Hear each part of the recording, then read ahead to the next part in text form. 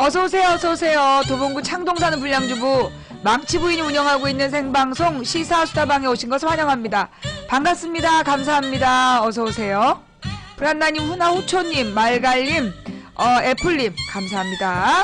팬가입해주신 여러분께 진심으로 감사드립니다. 여러분들이 후원해주신 그 초콜릿으로는 망치 부인의 불타는 10미닛, 그러니까 즉, 시청하고 있는 사람들한테 강제로 추천 뜯어내는 용도로 사용하고 있고요. 여러분이 보내주신 스티커로는 이 1000명방을 유지하는 용으로 쓰고 있습니다. 여러분의 별풍선은 망치 부인의 만두값과 딸내미 닭고기 값으로 나가고 있습니다. 갯마을 준마님, 근홍문홍님 대단히 감사합니다. 그리고 남는 돈은 또 예, 소송비로 이용되고 있습니다. 광주 갈고리님, 충사리님, 충실이님, 예, 작은 오빠야님 감사합니다. 어서 들어오세요. 어서 들어오세요. 세븐 김종님 감사합니다.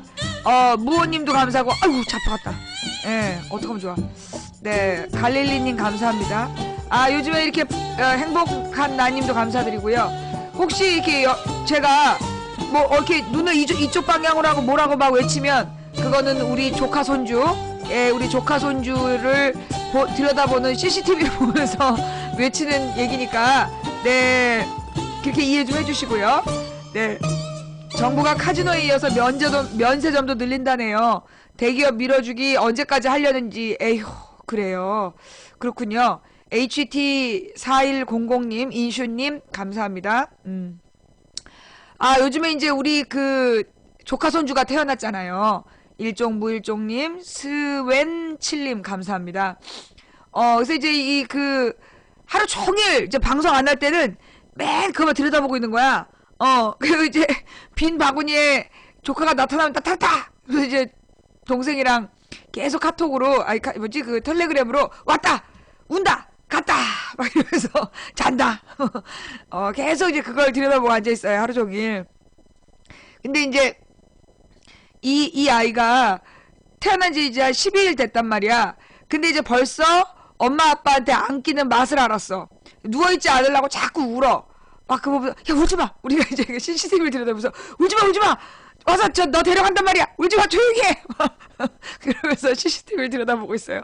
예, 같이 씻을까님, 게일천사님, 감사합니다. 이쁜 수아님도 감사드리고요. 네. 자, 인사하느라고 추천을 깜빡했어요. 이러시면 안 되죠. 자, 우리 망치부인 방송, 예, 라쿠카 라차님 감사합니다. 오늘은 이런 문자가 왔어요. 몽골입니다. 예. 몽골에서 이 방송을 보고 계신다고 문자가 온 거예요. 근데 뻥인 줄 알았지. 왜? 아니, 몽골에 무슨 인터넷이야? 울란바토르 그쪽인가 봐요. 예, 울란바토르에는 그 도시가 형성이 되어 있고 아마 인터넷이 되는 모양이야. 몽골에서도 보고 있다는? 예, 몽골은 처음 연락 왔어요. 예. 방송에서 삐 소리가 나요? 볼륨을, 잠시만. 이게 어저께 볼륨 믹서가 좀 잘못됐어. 마이크가 좀 많이 올라가 있네. 어때요? 마이크 시험 중입니다. 지금도 삐 소리가 나요? 소리 어때요? 예, 소리 지금 일단 좀 일단 여러분이 스피커 볼륨을 50 정도로 줄여주시고요. 그 다음에 지금 어때요? 삐 소리가 계속 나요? 들을만 해요. 일단 삐 소리가 나는 건 여러분이 저기를 너무 높여놨을 때 그래요. 여러분이 스피커 소리를 볼륨 50 이상으로 올려놓으면 그렇게 삐 소리가 나거든요. 여러분이 이제 볼륨을 좀 줄이시면 삐 소리가 좀 덜해요. 예. 가만있어 보자. 내가 마이크 소리를 한번 더 줄여볼게요. 더 줄일 수가 없어. 지금 이제 수준이 65인데 어때요? 50으로 줄였어. 들을만 하세요? 이 정도면 괜찮아? 소리가 줄여도 나온다. 그러니까 이제 삐 소리 나는 분들은 여러분들 기계 쪽 문제일 수도 있어요. 아니 근데 누가 그러더라. 소리가 높아지면 이게 지금 삐 소리가 난다고 그러는데, 잠시만요. 한번 아예 더 전체적인 스피커를 한번 낮춰볼게요. 어때요? 그래도 지금도 이렇게 삐 소리가 나요? 딱 좋아요? 괜찮다. 그러니까 괜찮으신 분들이 있고 지금 이 소리가 너무 괴로운 분들이 있는데, 예, 폰이랑 패드 둘 다 소리가 난다. 아, 폰으로 난다. 그래요? 어, 어. 자, 어때요? 지금 그 소리가 안 나는 분 손. 소리 못 느끼겠다 손. 어. 이 마이크가 지금 최신형 제일 비싼 건데. 필라 CM7010 USB. 어. 안 나는 분들이 이렇게 많은 거죠? 예. 그래요. 안 나요. 안 나는 분들. 오케이. 자, 그럼 이번에는 소리 나는 사람. 삐 소리가 들리는 사람. 예. 그 삐 소리가 들리는 분 손 들어보세요. 예. 삐 소리가 들리는 분. 지금, 그니까 그 삐 소리가 들리는 분 지금 손 드시는 거예요? 이거 섞였어. 잠깐만요. 얼리기로 할게, 얼리기로. 예, 일단, 자, 잘 들어요. 지금 망치 부인 목소리에 삐 소리가 같이 들리는 사람만 손 드는 거예요. 소리 안 나는 사람 말고, 지금 방송을 듣기 거북할 정도로 삐 소리가 나는 분들만 손 들어보세요. 그리고 그런 분들 어떤 조건인지, 그러니까 지금 그 여러분들이 보는 그 이어폰 볼륨이 이어폰이나 스피커 볼륨이 50% 이상인지 이하인지 일단 50% 이하로 조절을 하세요. 그러니까 이제 볼륨을 맥시멈으로 듣지 마시고 절반 이하로 소리를 줄인 다음에 한번 그 삐 소리가 나는지 그런 분들만 지금부터 손을 한번 들어보세요. 예. 자, 스피커 볼륨을 50 절반 이하로 내렸는데도 소리가 들리는 분 손? 어. 스피커 볼륨을 절반 이하로 내렸는데 그래도 계속 삐 소리가 나는 분 손. 어, 꽤 많이 나네. 그러니까 지금 이제 안 나는 분들이 많은데 이게 또 들리는 분들이 있는 거예요. 그 들리는 분들은 뭐지? 그러니까 안 나는 분들은 괜찮은데 소리가 또 삐 소리가 나는 사람들이 문제야. 근데 이제 이게 그 뭐지? 이러다가 왜 방폭이 되잖아요. 그러니까 아침부터 아니 감사합니다. 지금 아까 그 방송 들을 때보다 지금 심한 거예요. 제 방송보다? 음. 제 방송보다 더 많이 들리나요? 그러니까 소리를 좀 줄여보라고. 소리를 좀 줄여봐도 계속 나는지. 그러니까 70% 이상에서만 거슬리고 이하는 괜찮다. 그러니까 지금 소리 볼륨은 안 줄이고 막 삐소리 난다 그러는 거지. 음. 소리는 예전과 비슷함. 근데 그니까 저게 귀가 예민하신 분들은 들리는 거고 귀가 이렇게 예민하지 않은 분들은 안 들리는 건데 그럼 방법이 없네. 그러면 이 삐 소리 때문에 방송을 들을 수 없는 분들 손 좀 들어주세요. 제가 여러분의 고민을 한 방에 날려드릴게요. 예. 그 삐 소리가 들려서 이게 너무 신경에 거슬리잖아요. 손 들어주시면 제가 여러분의 고민을 한 큐에 정리해드릴게요. 네. 자, 네, 알겠습니다. 네. 자, 이제 삐 소리가 들리시는 분들 방송 듣기 너무 괴로우실 것 같아서 블랙리스트 올립니다. 예. 여러분들 괜히 지금 제가 제 선에서는 어떻게 방법이 없어요. 예. 제 선에서는 방법이 없는데 도저히 그 시끄러워서 방송을 못 듣겠다니까 제가 여러분들의 고민을 한 방에 해결해 드리겠습니다. 또 손 드세요. 예. 그 소리 안 나게 하는 방법 저는 몰라요. 지금 여러 가지로 방법들을 써봤는데, 이 삐 소리가 안 나게 할 수 있는 방법을 저는 몰라요. 그래서 여러분들이 그 방송을 들으면서 괴로우시니까, 자, 손 드세요. 제가 이렇게 한 방에 여러분의 고민을 해결해 드릴게요. 블랙리스트에 걸어서 다시는 이 삐 소리를 들으면서 고통받지 않도록 해드릴게요. 네, 자, 이제 더 없나 봐요? 그럼 이제는 방송해도 되나요? 그래요. 어, 아니, 그러니까 이제 이 소리 때문에, 예, 이게 소리가 도저히 괴로워서 못 듣겠다 이런 분들은 어떡하겠어요.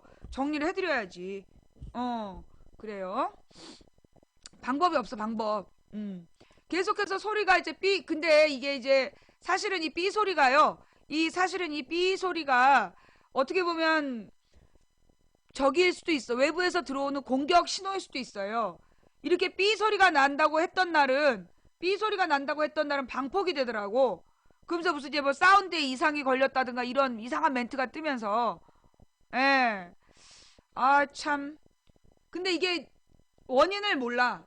그러니까 내가 이제 이 부분에 대해서 아프리카 회사 측에다가도 모든 기술진한테 부탁을 해봤고, 그 아프리카 저기 꽤 높은 분들까지 전부 다 검토를 했대. 근데 왜 방폭이 되는지도 알 수가 없고, 그런 사인들이 왜 나오는지 알 수가 없다는 거야. 어. 그리고 그래서 내가 이제 걔가 미국이지? 미국인가 캐나다에서 무슨 보안회사, 인터넷 보안회사를 그러니까 인터넷 그 외부 해킹 방지하는 그런 쪽에서 일하는 후배가 있어서 걔한테 직접 문의를 했어요. 이렇게 해서 내 방송이 이렇게 방송 방해를 받고 있고, 이렇게 해킹이 된다. 그리고 저기 뭐지? 방폭이, 그러니까 이게 누가 외부에서 이렇게 서버하고 연결을 끊는 짓을 하고 있는데 막을 방법이 없냐 했더니 방법 없대. 이 해킹을 막을 방법도 없고 이렇게 공격 들어오는 걸 막을 방법이 없다고 그러더라고. 그래서 그냥 그러려니 하고 받아들이는 수밖에 없는 것 같아. 그게 이제 삐 소리 들린다는 분들은 귀가 예민한 분들이고 이어폰으로 들으시는 분들이 그러는 것 같아요. 예, 이어폰으로 들으시는 분들이. 잠시만, 내가 그러면 나도 한번 그 모바일로 한번 들어볼게요. 어느 정도 삐 소리가 나는지. 음. 방법이 없어, 이게. 이게 지금 새 컴퓨터인데, 아.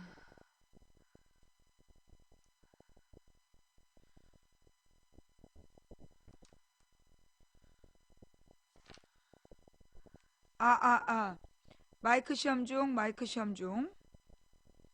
네, 자, 지금, 이 삐 소리가 심하다는 이야기가 있어서 지금 테스트 중에 있습니다. 전혀 안 들리는데, 나는? 어, 예. 지금 전혀 안 들려요. 어, 삐 소리가 지금 전혀 안 들려. 예. 그러니까 들리는 분 쪽에 문제인 것 같아요. 네.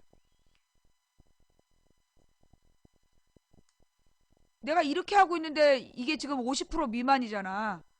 어. 이렇게 해도 지금 삐 소리가 나는 건 들리는 사람들의 문제야. 어.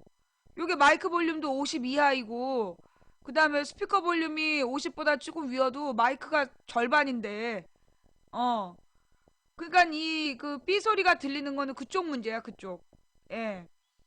내가 지금 이쪽으로 여기 아무 소리 안 들려. 예, 예, 예.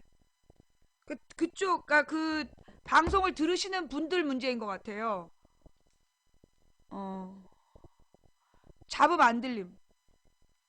안 들려. 전혀 안 들려. 예. 몰라, 이게 아이폰인가? 아이폰이라서 그런가? 아이폰은 전혀 안 들려요. 예.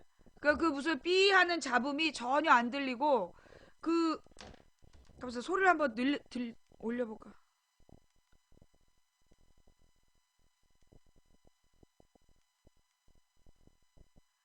아이폰으로 90 정도 하니까 들리네. 아이폰으로 90 정도 하면 삐 소리가 들리거든요? 어. 근데 이거 아이폰으로 한 50 정도에 놓으면요, 전혀 안 들려요. 어. 그러니까 이게 소리를 최대로 하면 들리는데, 여러분들 그러면 안 돼요. 예. 내 방송을 그렇게 막 소리 최대로 해서 들으면 안 돼. 귀 먹을 수 있어. 진짜 농담 아니야. 예. 그 망치 부인 방송이 워낙 소리가 크기 때문에 그거를 그렇게 최대 볼륨으로 해서 듣고 그러면 안 돼요. 그리고 내가 막 흥분하면 목소리가 더 커지잖아. 내가 막 목소리 커져가지고, 예. 내가 목소리 너무너무 커져서 여러분들 내가 막 흥분하면 소리 커지는데 어쩌려고 그렇게 저기 전체적으로, 어, 마이크 단자를 뺐다가 다시 연결해봐요. 그러면 방송 다시 시작해야 되는데, 이거 마이크 단자를 뺐다가 다시 연결해보라는 사람, 이거 지금, 그러면 방송 종료해야 돼요. 아프리카 방송 중에 마이크 단자를 빼면 방송이 방폭이 돼. 그래서 이거 방송 종료해야 돼. 그러면 방송 종료하고 그 마이크 다시 할까요? 예? 그러니까 방송 종료하고 마이크 단자 다시 뺐다 꽂아서 그래도 소리 나면 어떡할 거야? 어? 어.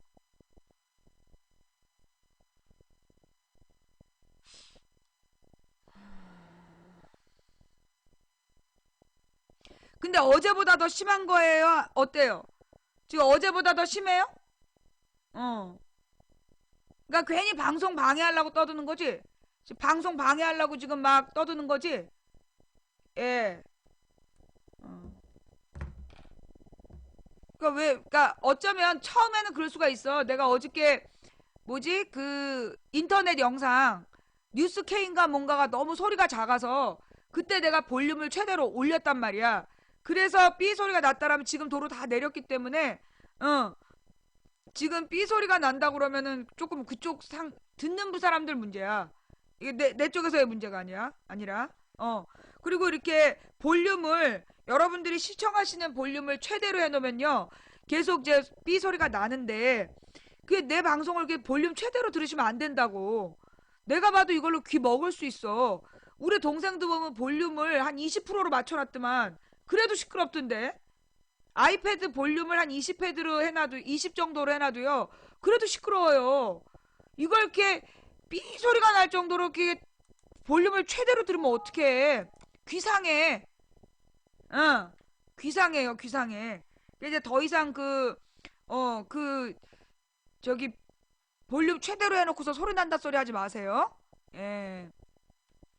아니, 근데 뭐, 여러분이 너무 시끄러우면, 너무 이렇게 소리 때문에 괴로우면 오늘 방송 접든가. 어. 방송 접고, 이제 삐 소리가 들려도 방송 들을 수 있어요 싶을 때 다시 하고. 어. 아, 내가 지금 오늘 감기 기운도 있고 몸 상태가 너무 안 좋아. 근데 이제 막 그 삐소리 때문에 도저히 못 듣겠다는 사람들 때문에 그냥 뭐 그럼 오늘 방송 접고 그 뭐 한 1, 2주일 쉬었다가 삐소리가 나도 상관없어요. 방송해 주세요. 이런 마음이 들면 그때 할까요? 응. 아니 뭐 정 원하면 그렇게 해줄 수도 있어. 네. 사운드 괜찮지? 들을만 하지? 음. 근데 이상하단 말이야. 왜냐하면 내가 뭐지? 옛날 컴퓨터, 지난번 컴퓨터도, 그러니까 이게 2011년에 만든 컴퓨터가 소리가 제일 좋았어. 그 다음에 2012년 5월인가 6월에 만들었는데, 그건 잡음이 심했어, 이렇게. 이것처럼 잡음이 났어. 그래서 그거는 계속 재방송용으로만 쓰고 생방송용을 못한 거예요. 근데 이번 거를 또 바꿨는데, 이번엔 사운드 카드도 되게 비싼 걸로 하고, 최대한 그 고급 상품으로 맞췄단 말이야. 그런데도 또 나는 거야. 이건 어쩔 수가 없어. 그러니까 이게 그 근데 이런 게 있어요. 외부에서 사운드 카드를 공격하는 수가 있나 봐. 그러니까 왜 우리가 방송이 지금 1월 달에 2번 방폭이 됐는데 그 방폭되는 시점에 매번 뭐라고 메시지가 뜨냐 하면 사운드 카드가 없어서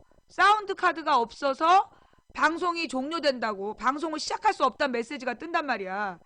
근데 사운드 카드가 왜 없겠어? 있는 사운드 카드인데 있는 사운드 카드가 없다고 2번 방폭이 된 거야. 그러면 이게 아프리카 시스템하고 사운드 카드가 영 안 맞았으면 아예 방송이 안 돼야지. 근데 나머지는 또 방송이 잘 돼. 그동안에 방폭이 내가 1월 5일부터 방송을 해갖고 12일 동안 2번 됐단 말이야. 그러면 12번 중에 2번이 방폭이 됐다는 얘기는 10번은 그냥 됐다는 얘기예요. 그러니까 이거는 시스템의 문제가 아니라 여러 가지 원인이 있겠지만 보니까 그래. 인터넷 속도 그리고 이제 지금 이게 방학 때잖아요. 방학 때다 보니까 인터넷 접속자 수가 많단 말이야. 인터넷 접속자 수가 많은 상태에서 그러니까 그 좀 불안정한 상태일 수 있겠지. 근데 이게 단독 회선인데 그 얘기 됐잖아 내가. 이 회선이 단독 회선이라고. 그런데 단독 회선인데 단독 회선에 여러 대의 컴퓨터가 연결되어 있다는 메시지가 뜬다니까. 말이 안 되잖아. 아니 무슨 단독 회선인데 여러 대의 컴퓨터가 연결이 돼 있어. 말 같지도 않은 얘기지. 그러니까 이제 이게 그 여러 그러니까 그게 외부에서 이렇게 해킹을 하고 있는 거야. 내 컴퓨터를 내가 이렇게 내 아이디로 접속을 하면 누가 외부 컴퓨터로 그냥 자동으로 연결되게끔 해놓는 모양이야. 그래서 이제 여러 대의 컴퓨터가 있다. 그런 메시지가 뜨기도 하고, 그리고 이제 이렇게 소음이 들리면 그 소음 잡음을 계속 내다가 나중에 이제 이 삐 소리 말고 치지직 치지직 소리가 날 때가 있어요. 치지직 치지직 소리가 나면 그 다음에 방폭이 되더라고.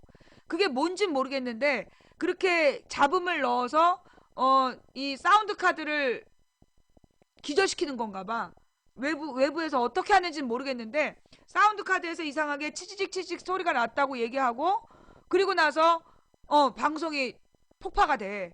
그러니까 어떤 다른 방송하는 사람도 그러더라고. 너네 이거 지금 공격 중이지? 그래서 막 화내는 장면이 있었어.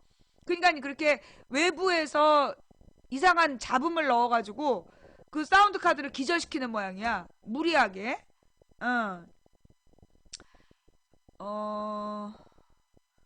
그래서 뭐 USB 사운드 카드를 뭐 3,000원 정도짜리를 써봐라 이러는데, 이게 지금 내가 꽂고 있는 마이크도 USB인데 USB 그 사운드 카드를 3,000원짜리를 꽂는다고 이게 해결이 될 문제면 왜 안 저기 못 잡겠어.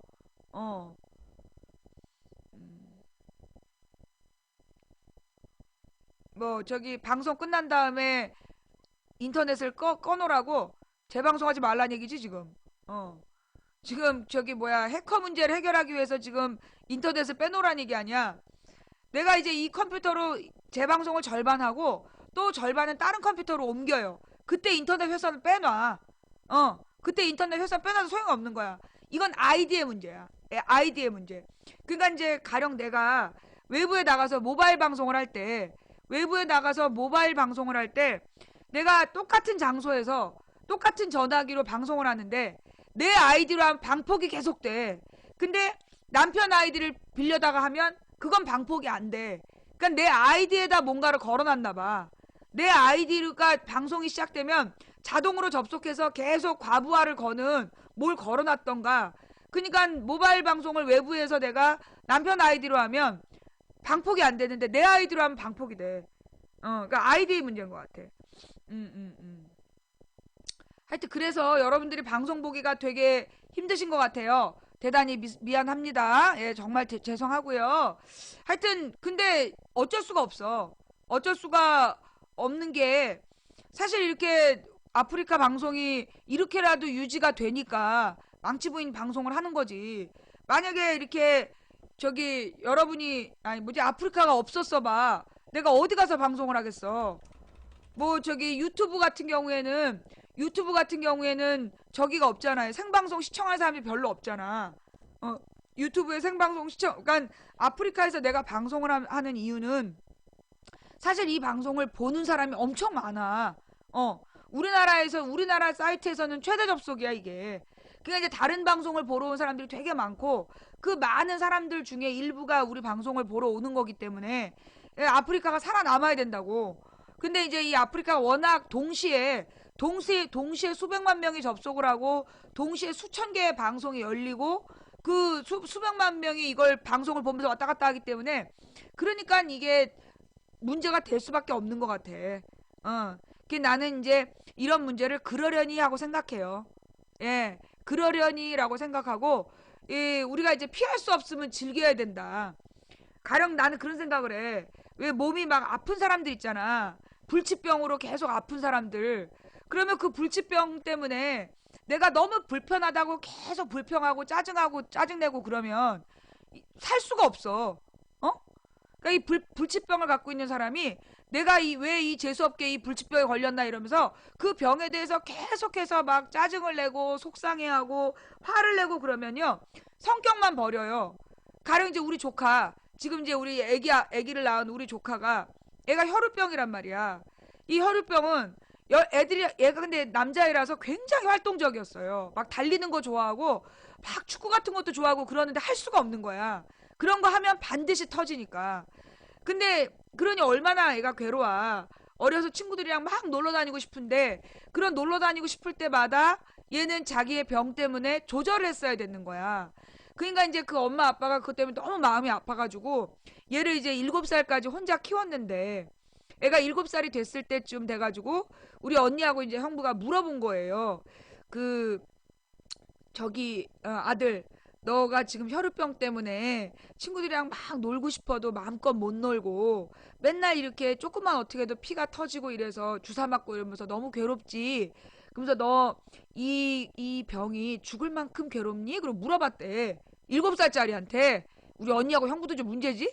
근데 애가 가만히 생각하더니 곰곰이 생각해보더니 내가 그렇게 죽을 만큼 괴롭진 않다. 그리고 자기가 살아보니까 어떻게 조심하면 되는지를 알기 때문에 자기는 이 병행이 두렵지 않다고.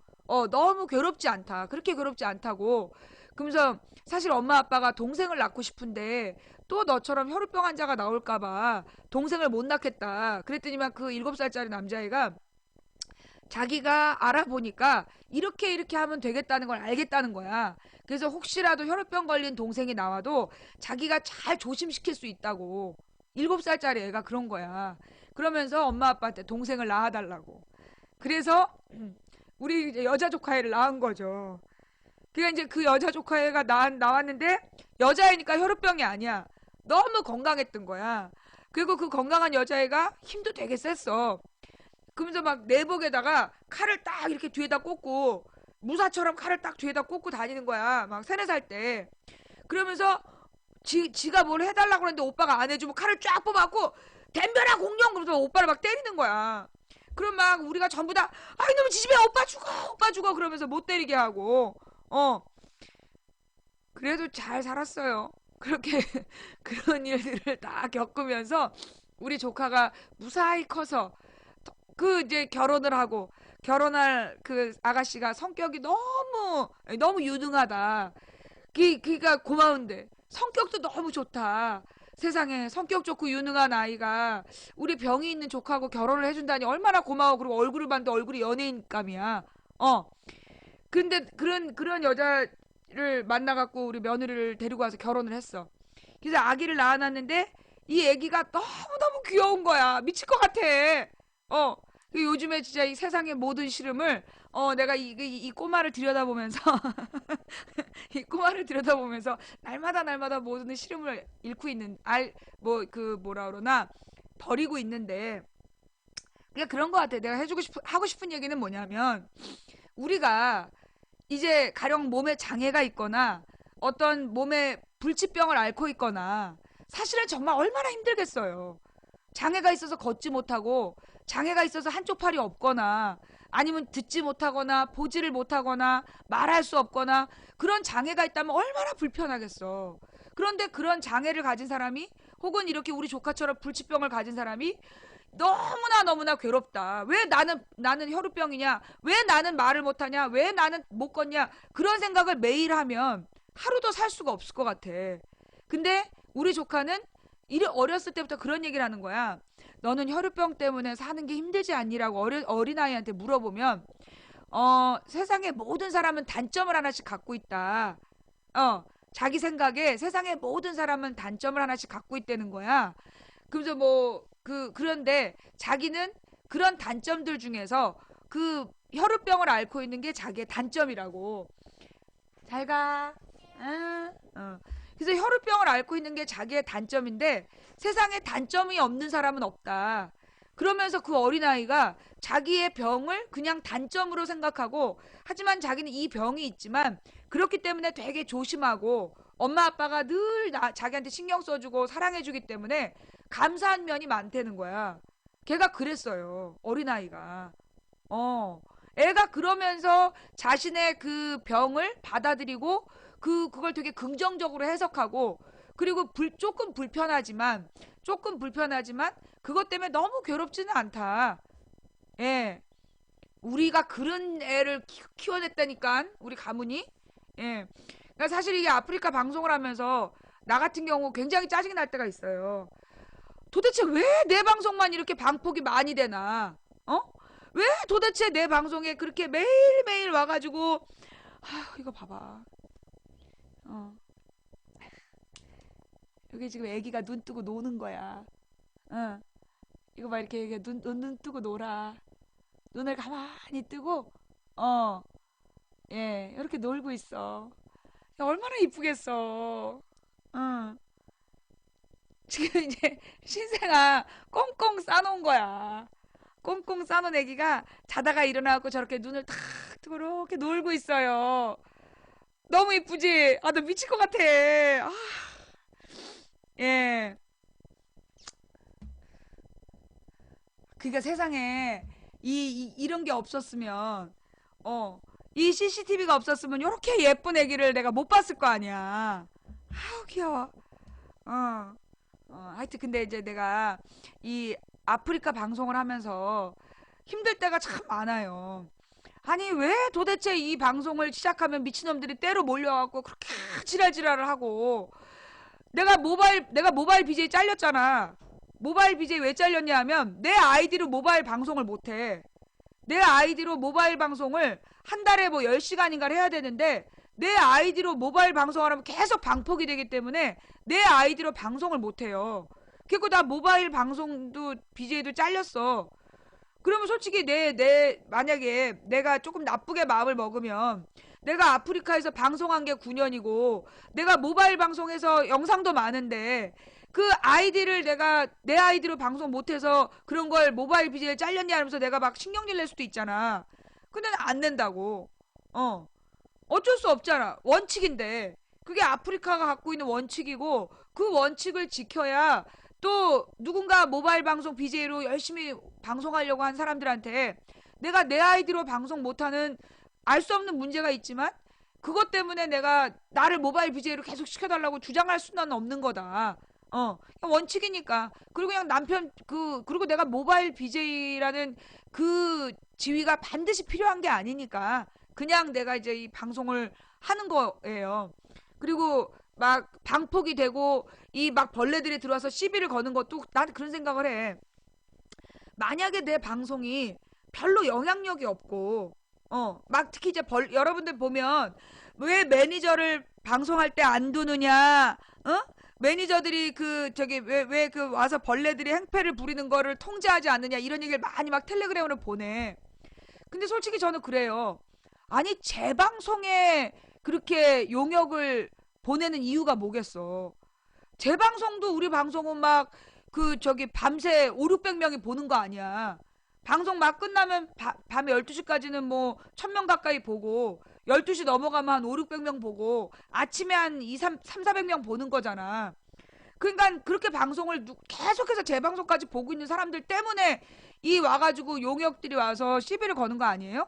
다른 말로 얘기해서 그만큼 내 방송이 그들로부터는 참지 못할 만큼 계속 방해하고 싶을 만큼 방송이 뛰어나다는 뜻이야. 어. 아니, 내가 등신이에요. 백신을 설치 안 하게? 어? 망부님 혹시 백신을 설치하셨는지요? 백신 설치 안 하고 방송을 어떻게 하겠어? 내가 등신도 아니고. 어. 제 방송도 가끔 방폭되잖아. 그러니까 이 방송에 그만큼 벌레들이 들어와서 행패를 부린다는 건 그만큼 이 방송이 자기들한테 두려운 거지. 생각해봐요. 자기들한테 전혀 위협적이지도 않아. 그리고 별로 영향력도 없어. 그럼 방폭시키겠어? 와서 방해하겠어? 안 하지? 그니까 그 우리가 우리 앞에 오는 어떤 시련을, 그 시련 자체를 막 짜증을 내고 귀찮게 생각하면 못해요. 그런데 그 시련이 온 이유를 생각해 보면 사실은 그 시련이 참 감사한 거야. 내가 그런 얘기를 했잖아요. 우리가 인생을 살다가 항상 잘 될 수만 없다. 어느 순간 가다가 어려움에 딱 부딪혔다는 얘기는, 어려움에 부딪히면 어떤 사람은 왜 이렇게 어려움에 왔냐? 그래서 심통을 내면서 그 어려움 때문에 짜증을 낼 때가 있어요. 그죠? 그런데 버퍼링이 심합니까? 버퍼링이 심한 분 나갔다 오세요. 그런데 그 어려움이라는 건 뭐냐 하면 어떤 사람이 이제 성장하기 시작한 거야. 성장하기 시작하다가 어려움을 부딪혔다는 얘기는 그 사람의 첫 번째 한계를 만났다는 얘기예요. 그럼 이 사람이 그 어려움을 뚫고 이거 계속 공격을 해갖고 이걸 딱 깨고 나가버리면 한 단계 더 성장한 거야. 그래서 쭉 가다가 또 어려움에 봉착했다는 얘기는 두 번째 단계만큼 성장할 때가 됐다는 얘기야. 그럼 여기서 포기하고 좌절하는 게 아니라 또 이걸 딱 뚫고 나가버리면 두 번째 한계도 극복했다는 얘기잖아요. 우리가 인생을 살아가면서 만나는 시련은 그만큼 나의 지경, 나의 능력, 나의 범위가 확장된다는 얘기야. 내가 처음에 갖고 있었던 그 범위가 내가 그만큼 다 컸구나. 클 수 있는 데까지 커서 이제 더 크는 기회가 왔구나. 그러면서 그 시련을 극복해봐. 그럼 범위가 더 넓어지는 거야. 그럼 이만큼 내가 더 커진 상태에서 살아가는 거지. 그러다 어느 순간 또 어떤 난관에 봉착하면 요걸 뚫고 나가면 그만큼 더 큰 내가 된다는 얘기예요. 그래서 우리가 인생을 그리면서 또 하나 드는 생각은, 만약에 우리가 살아가면서 어떤 시련이나 어려움이 없다면, 시련과 어려움이 없다면 어떤 생각이 들까요? 사람이 점점 나태해져요. 인생을 살아가면서 시련이나 어려움이 없잖아. 그러면 그 사람이 나태해진다고. 물론 요만한 자기 틀 안에서 왔다 갔다 뭐 부딪히면 싹 뒤돌아가갖고 딴 데서 막 놀다가 또 부딪히면 딴 데로 돌아가면서 요렇게 피하면서 살 수도 있어. 근데 그렇게 살다 보면 그 작은 공간 안에, 우물 안에 갇혀있는 개구리의 삶을 산다는 거죠. 그렇기 때문에 우리가 어떤 인생에 있어서 시련이나 어려움이 닥치면 그 시련이라는 어려움을 극복의 대상으로 삼고, 그래서 내가 더 유능해질 수 있는 기회, 더 강해질 수 있는 기회를 로 만드는 거다. 그런 게 없으면 사람이 나태해지고요, 무능하고 거기 정체돼요. 그럼 인생이 재미가 없는 거야. 가만 보면요, 여러분, 부모님이 부모가 부자라서 그 애들 용돈을, 아유 세상에, 내가 아는 어떤 애는 아버지가 청소년인 아이의 통장에 3천만 원을 넣어주더라는 거야. 친구들이랑 뭐 사 먹으라고. 부모가 되게 부자래. 엄청 부자인데 청소년 시절에 중학교 땐가 뭐 고등학교 땐가 통장에 3천만 원을 넣어주고 용돈 써라. 그래서 그 3천만 원을 그 애가 다 쓰면 또 3천만 원을 딱 채워준다는 거야. 그런 얘기도 들었어. 그런 아이들이, 그렇게 자라나는 아이들이 인생에 무슨 시련을 알겠냐고. 무슨 고통을 알겠어. 어떤 어려움이 닥쳤을 때 걔가 스스로 뭘 개척할 수 있겠냐고. 그렇게 자란 애들이 지금 재벌 2세들이야. 그 재벌 2세들이 지금 기업을 맡고 인간에 대한 아무런 느낌도 없고, 그러니까 일하는 노동자들이, 자기 회사에서 일하는 노동자들이 기계 부품으로 보이는 애들이잖아. 그러니까 아무렇지도 않게 임금을 띄어먹고 그들의 노동력을 착취하면서 미안한 줄 모르고 그러고 살아가는 거잖아요. 그죠? 예. 매니저님 한 분 와주세요. 예. 매니저님 한 분 없구나. 내가 매니저 할게요. 그래서 우리가 인생을 살아가면서 이렇게 잡음이 들린다든가 방송을 봐야 되는데 최상의 조건이 아니기 때문에 짜증날 수가 있어요. 그런데 그렇게 최상의 조건이 아니라서 짜증내기보다, 솔직히 여러분, 잡음이 없어봐. 더 열심히 집중하려고 애쓰겠어요? 잡음이 있으니까 집중하는 거잖아. 그죠? 뭔가 어려움이 없으면, 이 방에서 방폭이 안 되고 맨날 그냥 잘 나가는 방송이면 여러분들 이 방송을 열심히 보겠어요? 의지를 갖고 보는 게 아니잖아. 망치 부인이 막 이런저런 어려움을 당하고 그 어려움을 극복하는 것들을 실시간으로 지켜보면서, 아, 나도 어려움을 닥치면 저 아줌마처럼 해결해야 되겠다. 그런 마음을 갖고 보는 거잖아요. 나는 우리 방송을 보면서 그런 생각을 해. 나는 내가 이 방송을 통해서 내가 어떤 어려움에 닥치면 그 어려움을 숨김없이 다 드러내잖아요. 그리고 나는 무엇보다 나의 부끄러운 모습도 다 드러내잖아. 트름하고 코 파고 이쑤시고 그런 부끄러운 모습을 그냥 다 표현하잖아요. 그러면서 나의 뭐라 그러나 좋은 점만 보이고 예쁜 면만 보이려고 그러면 힘들어. 그거는 가짜야.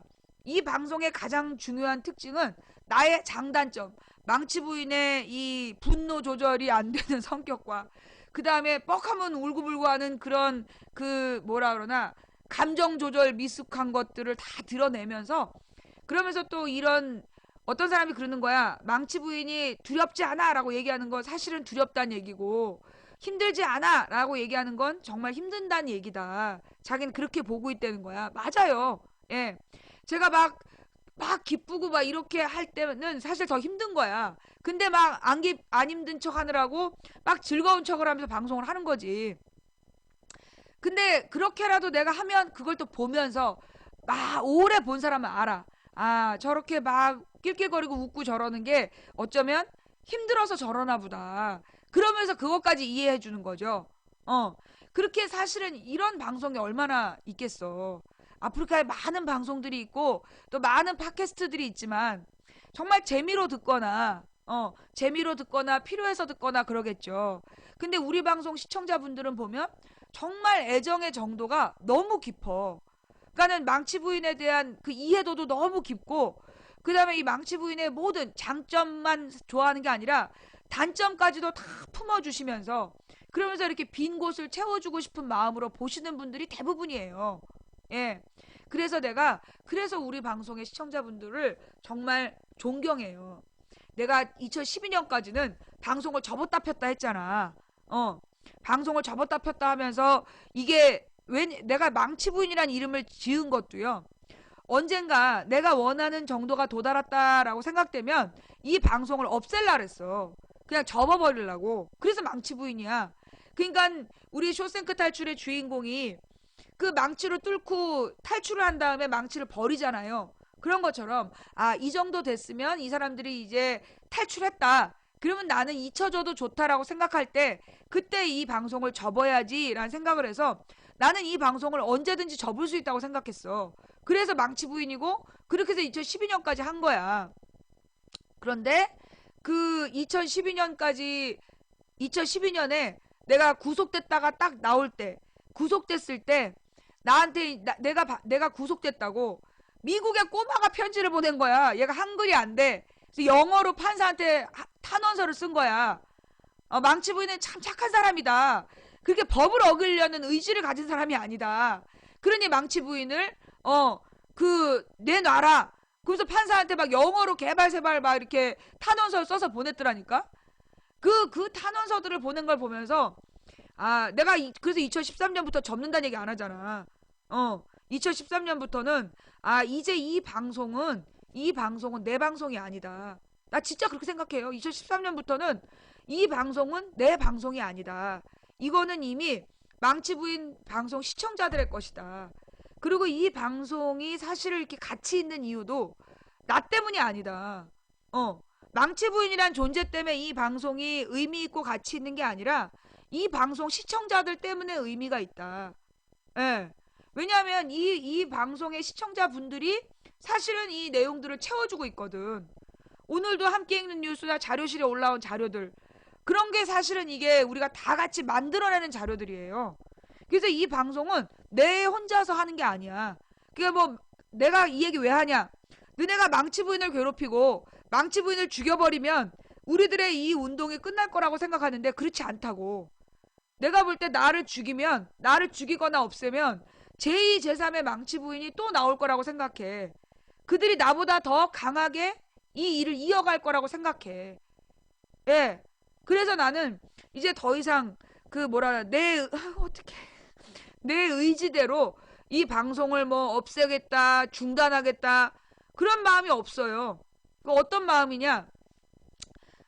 안 잡혀가면 방송하고 잡혀가면 책을 쓰고 풀어주면 또 방송하고 잡혀가면 책을 쓰고 난 그렇게 살아야 되겠다. 잡혀가면 책을 쓰고 풀어주면 방송하고 그게 내 길이다. 예. 그냥 막 굳이 막 저항하려고 애쓰지도 않아. 저항할 생각도 없고 그냥 내가 주어진 그 순간 최선을 다하자. 내가 사실 지난번에 구속됐을 때 너무 바빠가지고 그 편지들 읽고 편지가 막 너무 많이 와갖고 그 편지 읽고 그 다음에 신문 보면 하루가 다 갔어. 그래갖고 책을 못 썼잖아. 아우 지금도 생각하면 너무 아쉬운데 다음번에 잡혀가면 내가 이제 책을 쓰려고 그래. 책을 딱 쓰고 그 책을 출판 기념회를 딱 하고 국회의원 출마하려고 대구에. 그냥 선거 운동원도 필요 없어. 그냥 24시간 대구 시내를 돌아다니면서 방송만 하려고. 합법적으로 방송 차량을 쓸 수 있거든.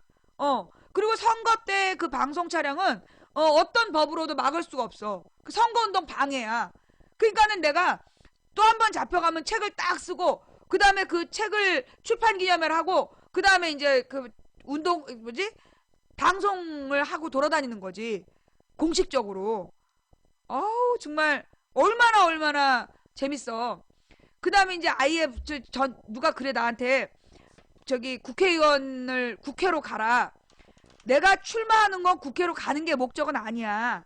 내가 분명히 얘기를 해두는데 내가 국회의원 출마는 할 수 있지만 국회로 가고 싶지는 않아. 왜? 내가 국회의원 돼봐. 그 저기 국회 회기 중에 누드 검색한 동료 의원 뒤통수에 벽돌 꽂아. 이런 거 나오면 여러분들도 어떻게 책임질 거야? 막 깜장색으로 이렇게 막 눈 가리고 뭐 초선 의원, 동료 의원 뒤통수에 벽돌 꽂아. 뭐 어떡할 거야? 그러면 벽돌을 안 꽂고 막 참았어. 근데 상임위 도중에 막말하는 동료 의원, 뭐 초선 의원, 막말하는 동료 의원 눈동자에 볼펜 꽂아. 그러면 되게 책임질 거야? 어? 난 안 돼. 내가 국회로 가면 안 좋아. 상황이 아주 나빠져. 그러니까 나는 국회로 가는 건 목적이 아니야. 그 막 국회에서 누드 검색하는 동료 의원 손가락 끊어. 뭐 그거 어떡할 거야? 그러면 안 되기 때문에 뭐 해외 나가 빤스 벗은 청와대 직원 거시기 잘러 뭐 이러면서 나오면 안 되지 않겠어? 그러니까 이제 내가 안 하려고 나는 그래서 국회의원 이런 건 하면 안 되고 나는 이제 출마는 할 수 있어. 이게 방송하는 거 있잖아. 선거 방송을 빙자해서 도시 하나를 그냥 24시간 해집고 다니는 거지. 그런 목적으로 출마한 마음은 있는데 국회의원이 될 마음은 없어. 또 뭐 대통령. 그래 내가 대통령 출마까지는 할 수 있어. 왜? 대통령 출마하면 전국 단위로 내가 방송을 할 수 있거든. 내 출마까지는 할 수 있다니까. 전국 단위로 5억 원을 모으면 내가 대통령 출마를 할 거야. 그래갖고 왜냐면 대통령 출마할 때 5억 원이 들어. 5억 원을 모아갖고 대통령 출마한 다음에 전국을 그냥 방송하면서 다니는 거야. 와, 내가 진짜 방송 차량 하나 딱 제작해갖고 막 5억 원 주고 대통령 출마한 다음에 선거 운동한다는 명목하에 전국에서 그냥 빵빵 10kW로 틀고 방송하는 거지. 와, 선거 운동은 안 받아. 왜냐? 이게 15% 이상 지지를 받아야 선거운동원들한테 돈을 줄 수 있어. 내가 15% 이상 지지를 어떻게 받냐? 그냥 선거운동은 안 뽑아. 그냥 나 혼자 할 거야. 나 혼자 방송을 하면서 막 돌아다닌 거지. 그러려면 일단 근데 대통령 출마는 보니까 이제 대구에 국회의원 출마하려면 전과 2범은 돼야 돼. 그래서 내가 다음번에 한번 잡혀 들어가면 전과 2범 해가지고 찍고 국회의원 출마를 하고 아예 내가 그냥 한 전과 14번까지 쫙 그냥 확 채워버린 다음에 대권을 도전하거나 그러니까 잘 들어. 여기서 중요한 말. 다시 잡혀가기 전에는 국회의원 출마 안 한다는 거야. 그 다음에 전과 14번 되기 전에는 대권 도전 안 한다는 거야. 그러니까 이제 여러분들이 망치부인 국회로 가라, 대통령 되라. 그 얘기는 다른 말로 뭐야? 다시 감옥 가라. 전과 14번 되라. 이런 얘기야. 앞으로 우리 채팅창에 그런 얘기 쓰면 안 돼. 뭔 말인지 알았지? 잡혀가야겠네요. 야! 이제 솔직하게 더 얘기를 하자면 국회의원이 되면 일 잘하는 사람은 따로 있어요. 여러분들은 참 내 방송을 되게 우습게 하는 것 같아. 사실 나는요, 나더러 왜 국회로 안 가세요? 왜 대통령 안 하세요? 이런 말 하면요, 나는 굉장히 마음이 상해요. 왜 상하느냐? 그건 여러분들이 국회의원 따위나 대통령 따위보다 이 방송이 소중하지 않다고 느끼는 거잖아. 그러니까 한마디로 이 망치 부인이 국회의원 나부랭이나 대통령 나부랭이보다 못하다고 보는 거 아니야. 그러니까 대통령이나 국회의원 하라는 거 아니겠어. 근데 나는 솔직히 얘기해서 나는 이게 대통령이나 국회의원보다 중요한 일이라고 생각해요. 나는 지금 이 망치 부인이라는 이 존재, 이 시청자들 수천 명과 아니 방송 시작하자마자 지금 이 수천 명이 뛰어와가지고 방송 보고 있잖아. 이 수천 명이랑 매일매일 매일매일 3-4시간 이상을 같이 떠들면서 그러면서 무엇이 정의인가 무엇이 철학인가 무엇이 인간이 함께 사는 모습인가에 대해서 이렇게 열띤 토론을 3시간씩 매일매일 하는 사람이 어딨냐고. 이렇게 망치 부인이 방송을 해줌으로 인해서 방송을 함으로 인해서 사실 대한민국의 사람들이 몰랐던 내용들을 알아가는 거잖아요. 내가 국회의원이 하거나 내가 대통령을 하면 여러분이 어디서 이런 방송을 들어? 아니 물론 이 대한민국에 팟캐스트 많아. 근데 나처럼 정말 이 시청자의 눈높이에서 중학생도 들을 수 있는 방송 해주는 팟캐스트가 있냐고. 대부분은 이게 박사님들이 하는 이 팟캐스트들이라 내용이 어려워요.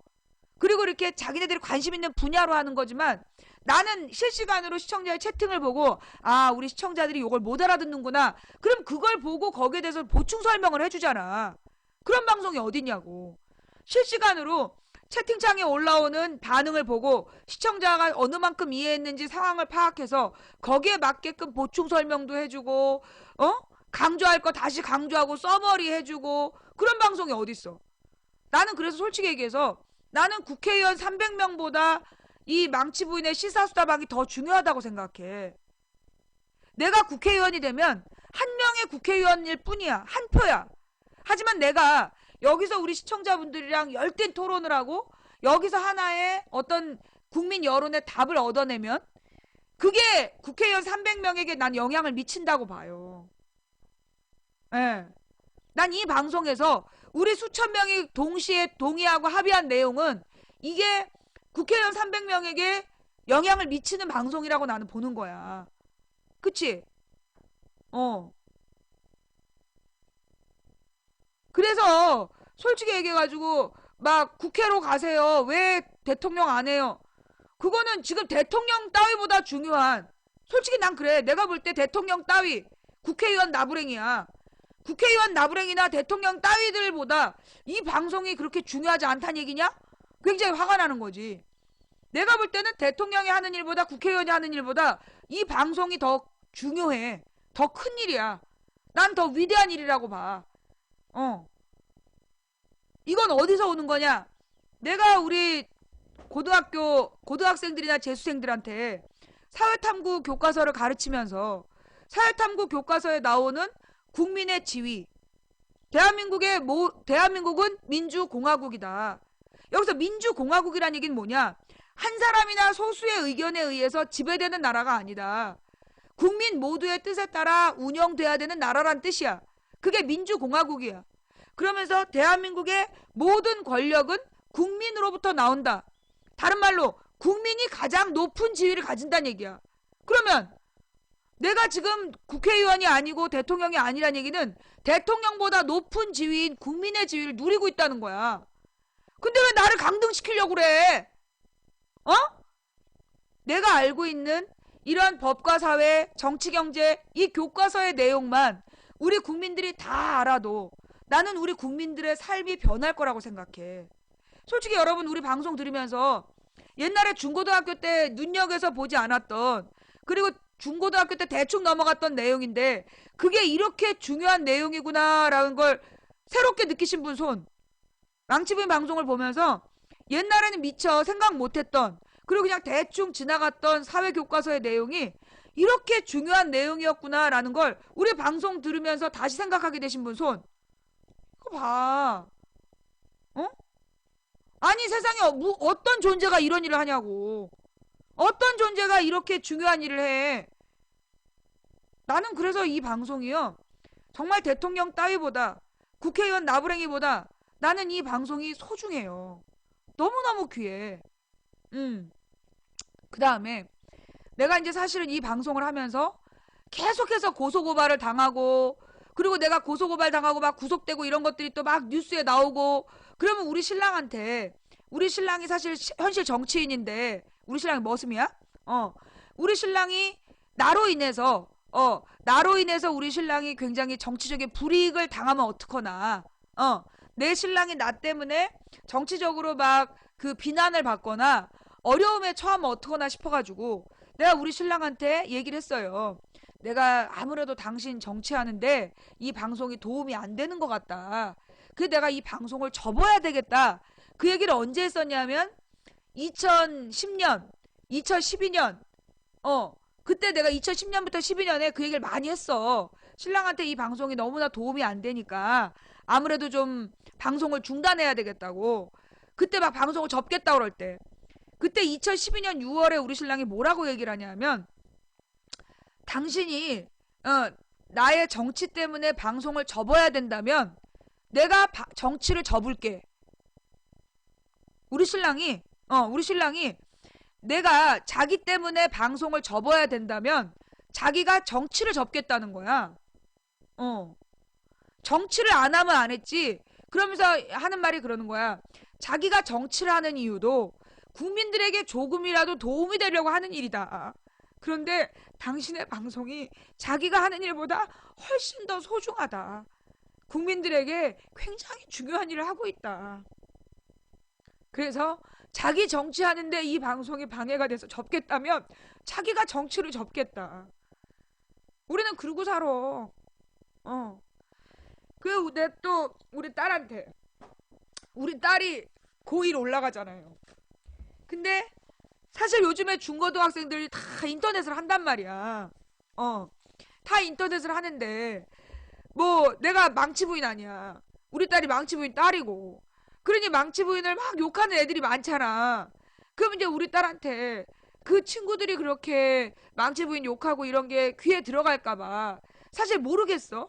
그게 너무너무나 이제 미안한 거야. 그래갖고 내가 이제 딸한테 너한테 미안해서라도 엄마가 이 방송을 못하겠다. 그때 이제 6월에 이제 남편하고 가족들 때문에 방송을 접겠다라고 막 고민했던 그날 내가 우리 딸한테 너도 이제 인터넷을 통해서 친구들이 니네 엄마가 누군지 알게 되면 그때 네가 얼마나 마음이 아프겠니. 그래서 엄마가 이 방송을 접어야겠다. 그때 그랬어.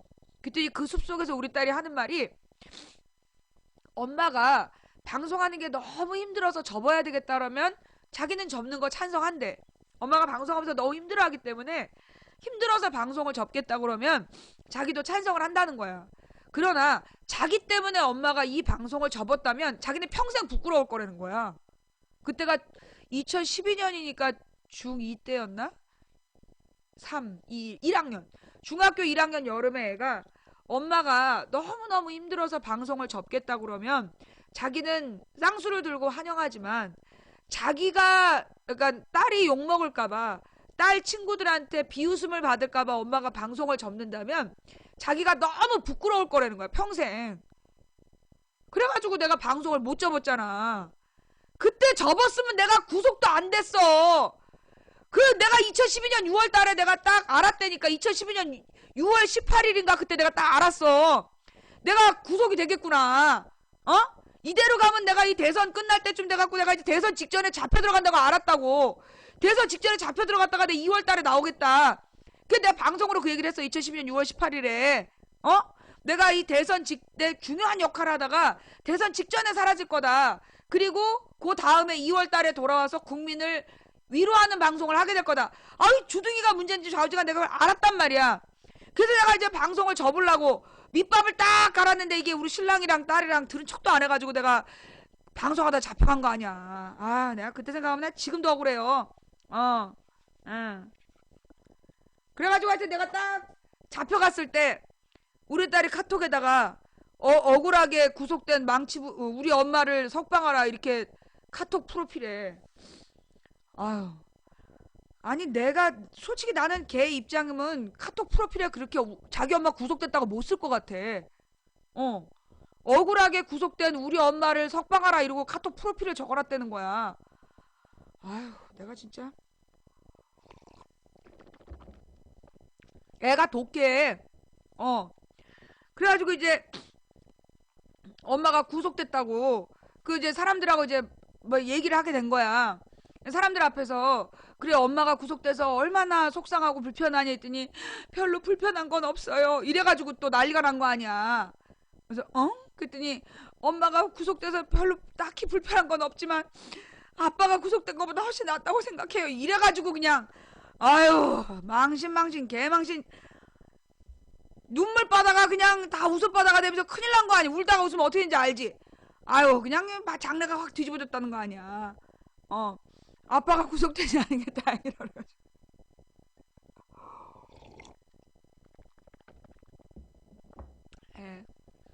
벌레한테 신경 쓰지 말고 나만 바라봐. 그러니까 우리 집은 이제 신랑이 밥을 해. 우리 집은 이제 신랑이 밥하고 모든 살림을 신랑이 해요. 근데 내가 결혼 초에 빨래를 할 때 나는 이제 빨래를 색깔별로 모아서 빨래를 하려고 이제 모았어. 근데 다음날 가면 후다닥 세탁기가 돌아가고 있는 거야. 그러니까 우리 신랑은 빨래를 모아서 한다는 걸 상상을 못해. 일감이 있으면 다 해놔야 되는 거야.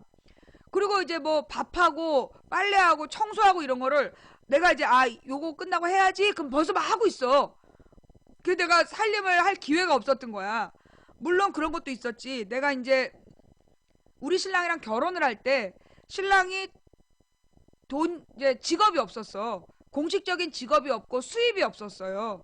그래서 내가 한 결혼해서 10년 동안은 구의원을 할 때도 구의원 월급이 55만 원이야. 그게 55만 원 받아서 생계가 안 되잖아. 내가 결혼해서 10년 동안을 내가 돈을 버는 거야. 내가 밖에 나가서 그 학원 강사도 하고 영업사원도 하고 그러면서 내가 돈을 벌었어.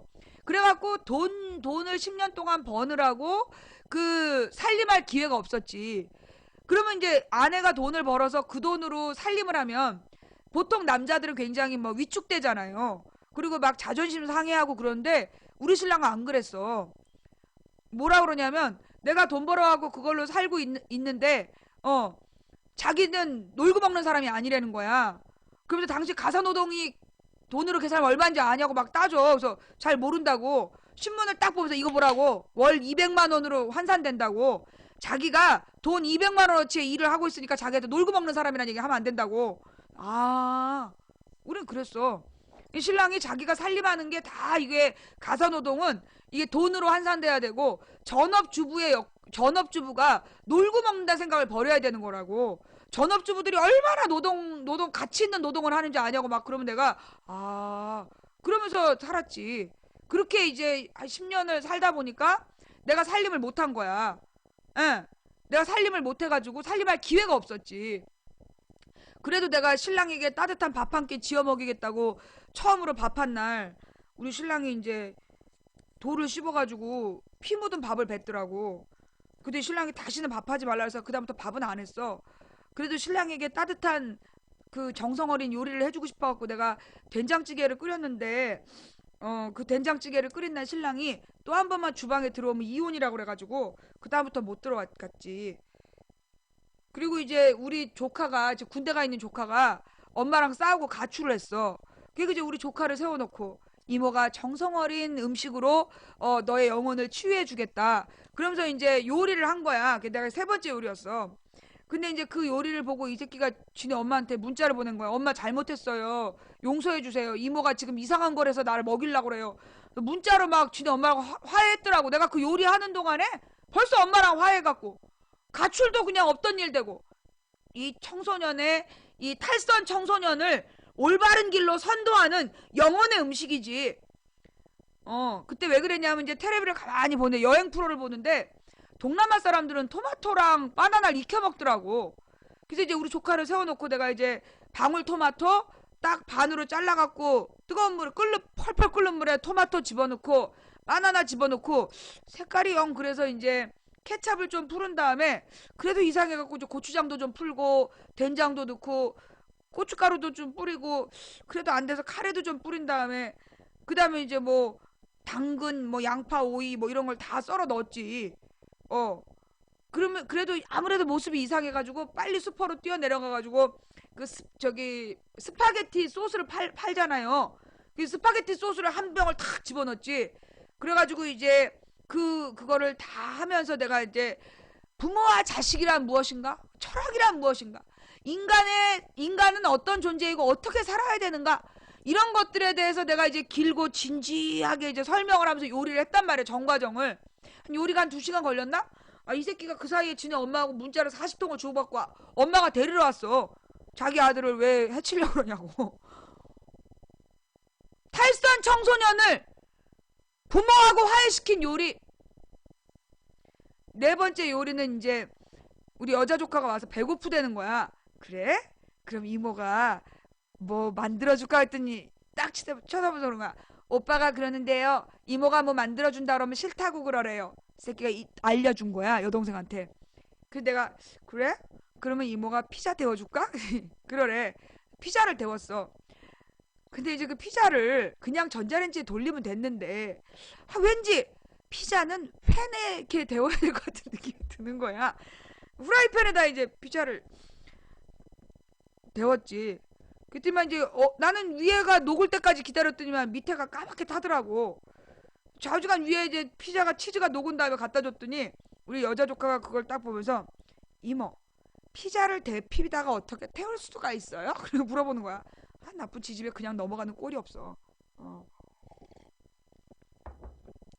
내가 요리를 못하는 게 아니야. 나는 이 요리에 대한 엄청나게 많은 아이디어를 갖고 있는 사람이야.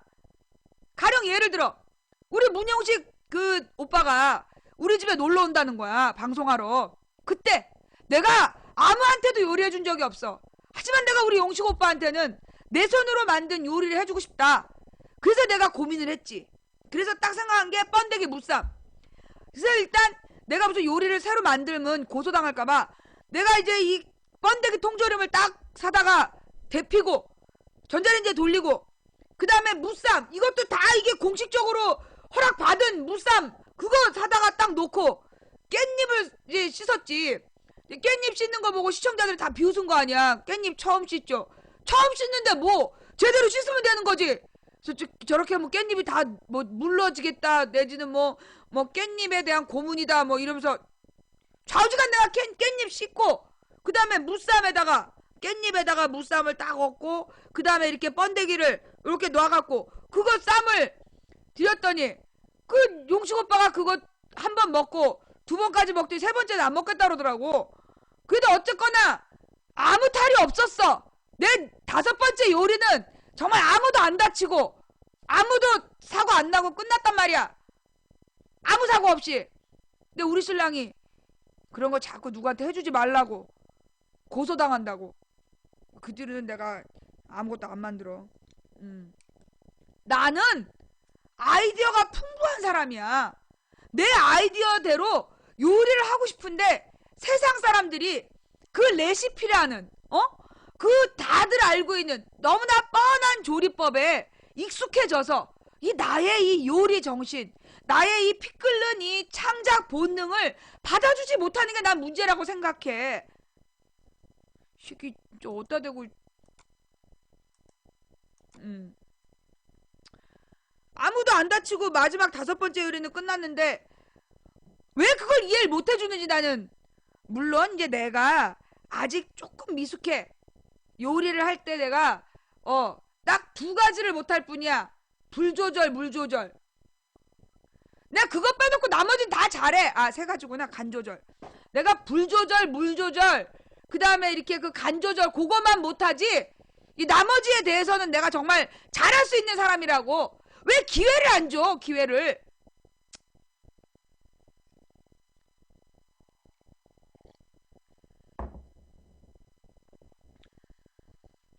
요리 중에 그거 빼면 뭐?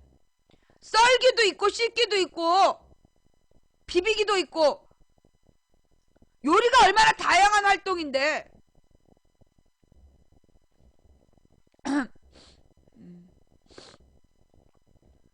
요리계의 메서드가 뭐야?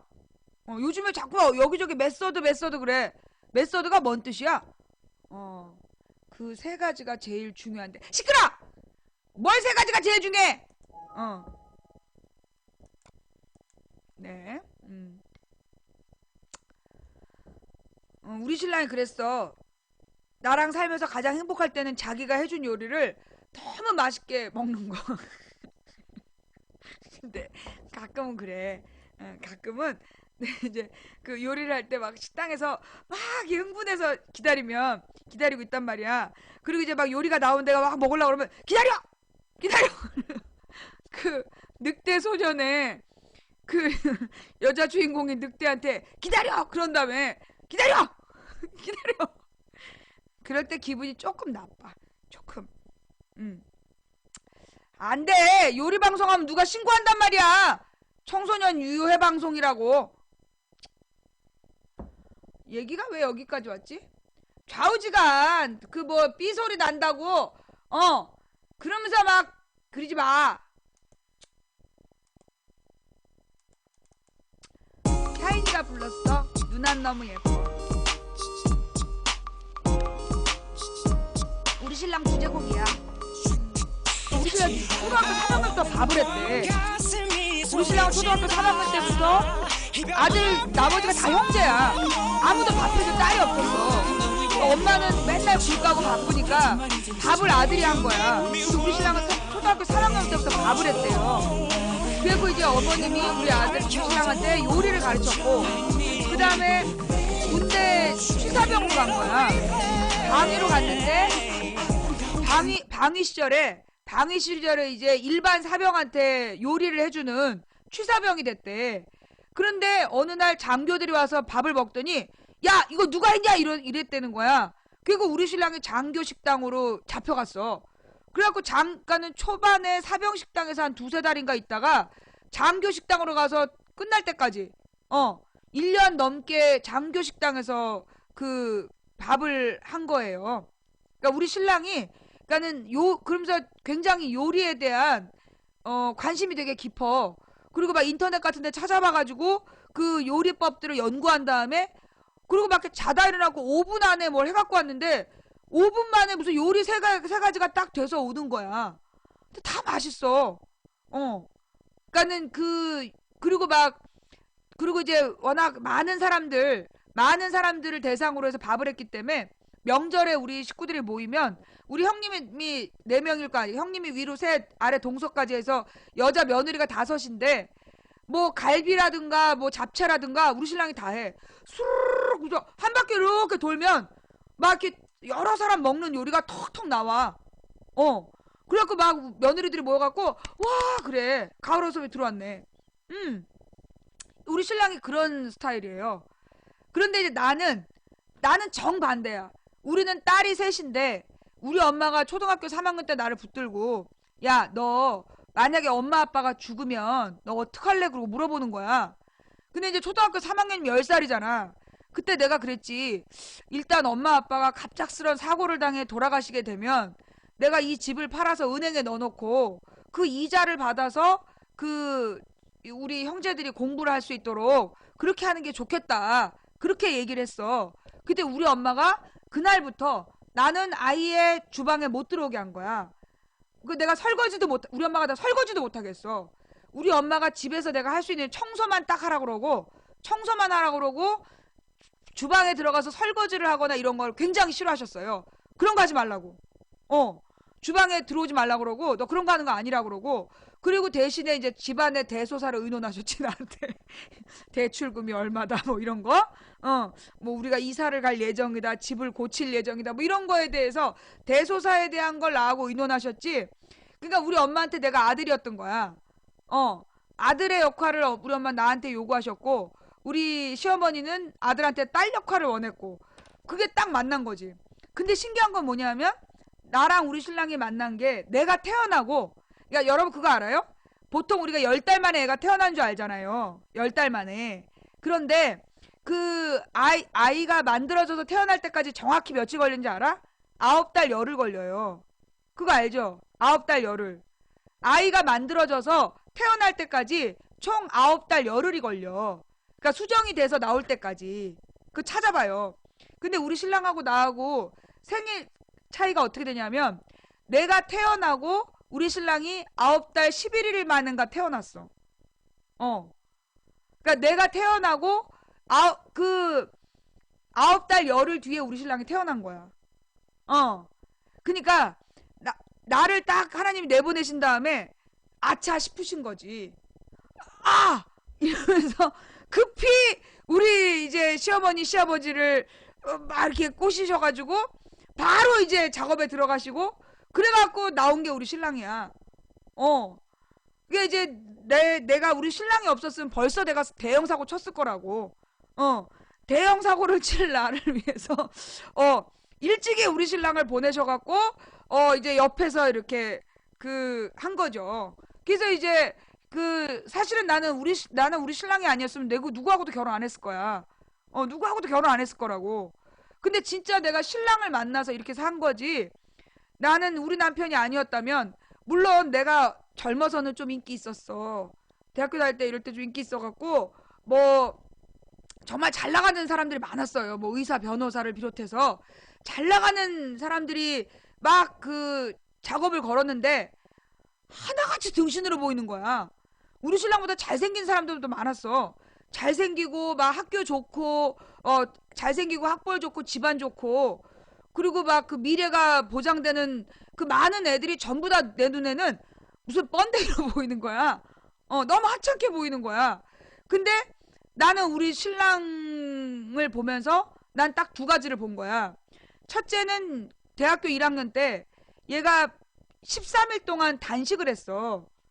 근데 그 친구들이랑 같이 들어갔다 다른 애들 도망 나왔단 말이야. 단식이 너무 힘들어서. 그런데 이 빼짝꼬른 애가 13일을 단식을 하는 거야. 그게 굉장히 인상적이었어요. 아, 얘는 의지가 굉장히 강한 애구나. 그걸 처음 봤고, 두 번째로는 어느 날 내가 이제 학교 수업을 잘 못 들어가니까, 그 학교 뭐 리포트라든가 과제물을 제대로 하기가 힘들었어.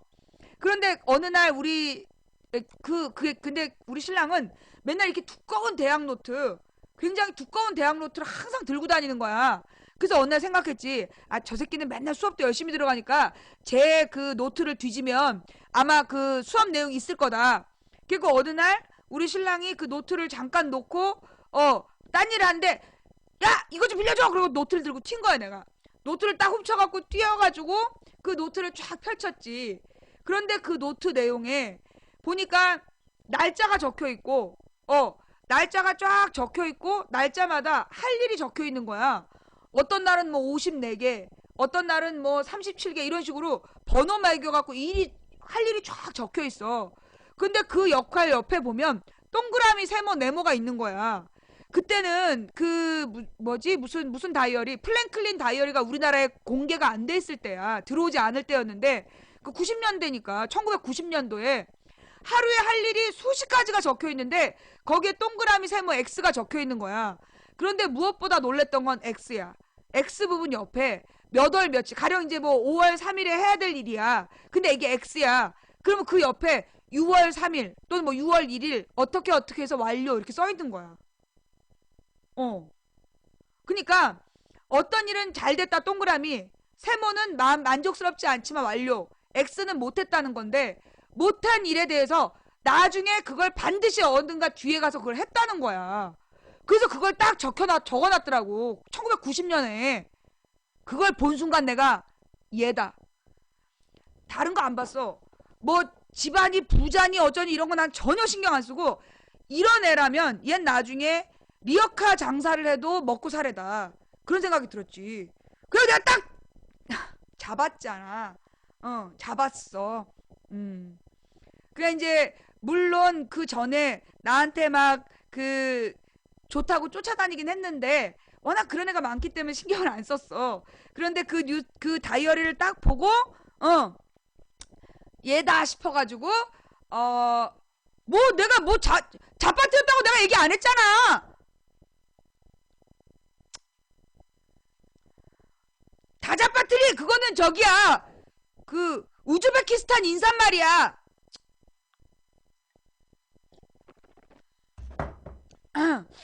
하여튼 그래서 좌우지간 내가 난 두 가지를 봤어요.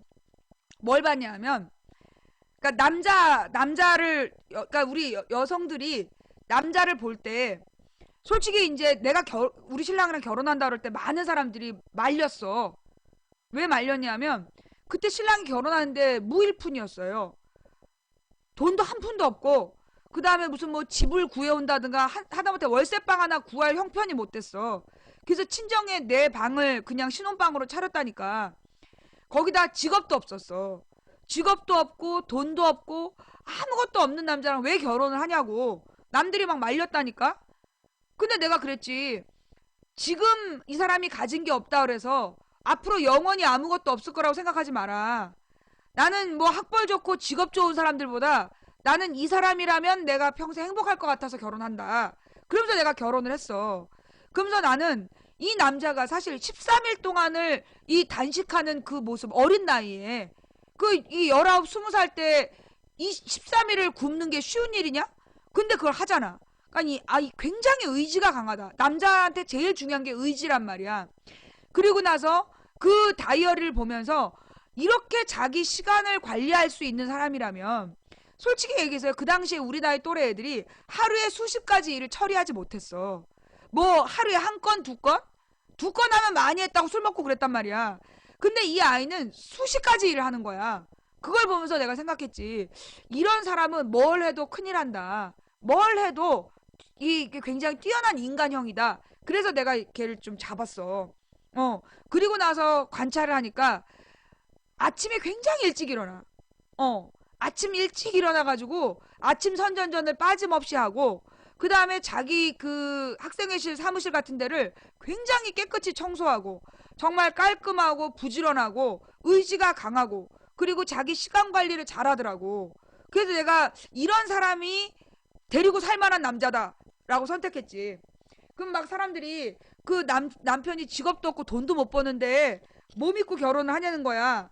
그래서 내가 그랬지. 돈은 내가 벌면 된다. 돈은 내가 벌면 되는 거지.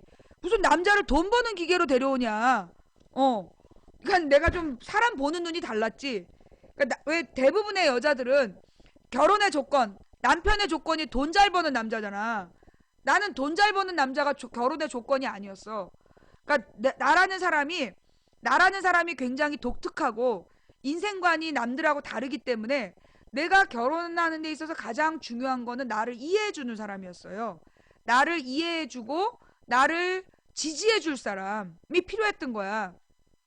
실제로 우리 신랑은 어떤 형이냐 하면 이제 내가 성격이 굉장히 불같고 막 화를 잘 내.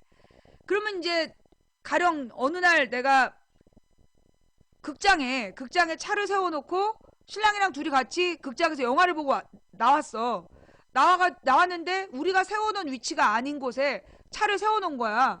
그래서 차를 이렇게 쭉 빼가지고 집으로 오는데 왠지 느낌이 이상해. 그래서 차를 세우고 밖에 나가서 딱 봤더니 앞 범퍼가 나가 있는 거야. 그러니까 이 앞 범퍼가, 그러니까 내가 차를 이렇게 백으로 주차해 놓고 극장에서 나왔는데 이 차가 이렇게 벽에 앞으로 전진해서 주차가 돼 있는 거야. 그러니까 내 백으로 되어 있는 차 어떤 차가 와서 내 범퍼를 부시고 간 건데 그 주차장 아저씨가 그걸 나한테 숨기고 싹 요렇게 앞쪽으로 이렇게 세워놨던 거야. 그리고 우리한테 얘기도 안 하고 그 차를 빼서 가게 한 거지. 내가 얼마나 화가 났겠어. 그래갖고 차를 바로 막 가가지고 이제 밀고 가서 막 난리를 피우려고 당장 나오라고 막 소리를 질렀는데 우리 신랑이 딱 내 앞을 나서가지고 막 화를 내는 거야. 막 화를 내면서 도대체 지금 고객에 대한 태도가 뭐냐면서 막 야단을 치는 거예요. 그래가지고 그 주차장에서 내가 막 화를 내야 되는데 자기가 더 화를 내는 바람에 나는 이제 잠자고 있었어. 그리고 나서 이제 그 차 수리비랑 다 받기로 하고 그리고 이제 집으로 왔단 말이야. 그래도 그 화가 안 풀려고 내가 씩씩 그러고 있었어. 근데 이제 우리 신랑이 그 맛있게 밥을 해주는 거야. 맛있는 요리를 해줘. 그래갖고 이제 내가 또 먹고 나면 이제 막 마음이 편안해지니까 맛있는 요리를 해주고 자 맥주도 막 마셔 그래서 맥주도 줘. 그래서 맥주도 한잔 했겠다. 맛있는 요리를 먹고 기분이 아주 그냥 좋았어.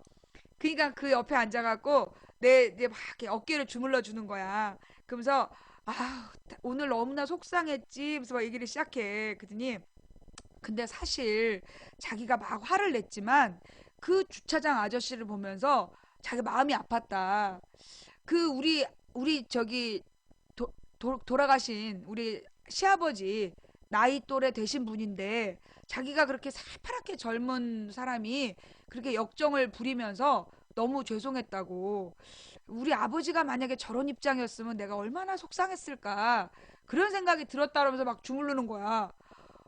그 순간 막 그런 생각은 못 했거든. 그래, 맞아. 그러면서 막 당신이 막 새파랗게 어린 여자가, 젊은 여자가 그 아저씨한테 막 소리 지르고 그러니까 자기가 참 너무나 마음이 아팠다. 그래가지고 내가 그 다음날 가서 사과했잖아. 내 잘못은 아니라고 생각했지만 왠지, 그래서 제가 어저께 소리 지른 거 죄송하다고, 제가 좀 그 너무나 흥분해서 그 화를 냈다. 정말 어저께 마음 상하셨다면 대단히 죄송하다고. 그리고 이제 사과를 했죠. 그게 이제 우리 신랑이 그런 식이야. 그러니까 이제 사람들 앞에서 그리고 가령 남자들이 대부분 자기 아내가 뭘 잘못하잖아. 그러면 절대 아내 편 안 들어줘요. 당신 말이야 조용히 해. 여자가 왜 이래? 이 사람이 생각 없이 이래요. 많은 경우에 보면 부부가 같이 있다가 아내가 뭔가 잘못을 했을 때 대부분의 남자들이 아내를 비난해. 알지도 못하면서 조용히 하라. 무슨 여자가 왜 그러냐. 입 다물어. 당신 조용해. 그러면서 굉장히 그 사람들 앞에서 아내를 굉장히 비하하고 그 아내를 면박을 줘요. 자기 체면 때문에. 근데 우리 남편은 안 그래. 그래서 남편이란 말이 있는 거야? 근데 우리 남편 절대 안 그래요. 내가 만약에 어떤 잘못을 했어도 무조건 내 편 들어. 사람들 앞에서는 무조건 내 편을 딱 들어주면서 자기가 앞에 딱 방어를 해줘. 그러면 대부분의 사람들이 나한테 함부로 못해. 싹 방어를 해준 다음에 돌아와서 맛있는 거 해 먹이고 맥주 한 잔 먹이고 어깨 주무르면서 사실 그 상황은 이러지 않았을까? 이러면서 얘기를 해서 나를 반성하게 하는 그런 스타일이지. 그래서 같은 잘못을 하지 않도록. 그게 그래서 나는 결혼을 해서 지금까지 살면서 우리 남편을 되게 존경해요. 남편을 참 존경하는 게 나 같은 여자를 데리고 산다는 것만으로도 나 같은 여자를 데리고 사는 것만으로도 힘든데 그냥 데리고 사는 게 아니라 정말 그 나의 어떤 성격을 잘 이해해서 정말 나를 대중적으로 사람들 앞에서는 나를 탁 옹호해주고 그렇지만 내가 기분 나쁘지 않게 나의 잘못을 반성하게 해주는 그런 성격, 그런 능력. 나는 그래서 우리 신랑을 굉장히 존경해. 그리고 막 같이 살아줘서 너무너무 고맙다고 생각해요. 그래서 나는 남편한테 수시로 남편한테 고맙다, 존경한다는 얘기를 해요. 근데 많은 사람들이 죽기 전에 가장 후회하는 25가지 중에 하나가 사랑하는 사람한테 고맙다는 얘기를 안 한다는 거라며. 나는 우리 신랑한테 늘 고맙다. 근데 사실 나도 이렇게 변한 게 그 전에는 남편한테 그렇게 막 고맙다, 막 사랑한다 이런 표현을 안 했던 것 같아요. 근데 언제 그렇게 변했냐 하면 내 교통사고 났을 때 교통사고가 나가지고 내가 죽을 뻔했거든. 그 교통사고 내가 잠깐 졸음운전한 건데 눈을 딱 뜨니까 160km로 가드레일을 향해서 달려가고 있는 거야. 눈을 딱 정신을 들어갖고 브레이크를 밟으면서 핸들을 꺾었단 말이야. 핸들을 꽉 잡고 브레이크를 밟았는데 차가 돌더라고요. 그러니까 왜 아래 위로 도는 게 아니라 앞뒤로 돈 거야. 차가 빙글빙글 돌면서 세 바퀴인가를 고속도로에서 세 바퀴인가 돌았어. 그러면서 탁 어디 처박힌 거야. 근데 처박힌 곳이 마침 램프였던 거야. 차 빠지는 램프. 그리고 내가 딱 그 고속도로를 봤을 때 차 안에 타이어 탄 자국이 타이어 탄 그 연기로 하얗게 자욱한 거야. 만약에 그런데 바로 그 순식간에 뒤에서 막 버스 트럭 이런 게 막 다 지나가면서 나한테 막 크락션을 울리는 거야. 너 때문에 죽을 뻔했다. 막 크락션을 울리는 거예요. 나중에 보니까 그건 대형 사고 나는 사고였던 거야. 내가 만약에 몇 바퀴 돌아서 그냥 멈췄으면 그 뒤에 따라오는 차들이 연속해서 몇십 중 추돌나고 거기서 몇 명은 죽었을 거야. 거의 죽기 직전까지 갔다니까. 근데 멀쩡하게 내가 거기서 살아남은 거야. 근데 그 짧은 순간 차가 돌아봤자 한 2, 3초? 차가 도는 그 2, 3초에 내 인생이 다 보이는 거야. 그게 37살이었어. 10년 전, 지금부터 10년 전에 내 37년 동안의 인생이 쫙 보이는 거예요. 거짓말처럼. 정말 왜 주마등이라는 얘기 있잖아. 그림처럼 쫙 지나가더라고. 그러면서 내가 그때 내가 이렇게 살아난 것은 오늘부터 덤이다. 나는 이미 죽었다. 오늘부터 내가 정말 덤으로 사는 거다. 그런 생각을 하고 나니까 사실은 그런 일을 겪고 나니까 뭐라 그러나 날마다 언제 사람이 죽을지 모르는 거야. 언제 사람이 죽을지 모르기 때문에 나는 그러니까 내가 내일 아침에 안 일어날 수도 있다. 그리고 오늘 내가 밖에 나갔다가 우연한 사고로 죽을 수도 있다는 생각을 늘 해. 그러니까 내가 죽기 전에 내 남편에게 내 딸에게 사랑한다는 말 고맙다는 말을 많이 해두자. 그게 내 신조야. 그래서 신랑한테 정말 존경한다 고맙다 수시로 그런 얘기를 하고 그리고 우리 딸한테도 엄마가 너를 영원히 사랑해. 너를 사랑하고 사랑하는데 엄마는 죽어서도 너를 사랑할 거야. 우리 딸이 죽어서도 엄마가 너를 죽어서도 사랑할 거다. 그러니까 엄마가 혹시 죽더라도 두려워하지 마라 했더니 죽어서도? 그래서 그건 별로 안 반가워하더라고요. 그렇지만 나는 딸한테 분명히 얘기하는 거야. 엄마는 죽어서도 너를 사랑할 거다. 엄마는 영원히 너를 사랑할 거다. 그걸 잊지 마라. 엄마가 너를 얼마나 사랑했는지 잊지 마라. 그 얘기를 맨날 얘기를 해주는 거야. 그러면 이제 그 우리 딸내미가 두려움 반, 기대 반, 그러면서 이제 망치 부인의 방송을 지원하고 있는 거죠. 예, 콩사탕이 두려워하고 있죠. 네. 자, 그런데 그럼 이제 오늘 뉴스로 들어갈까요? 자, 여러분.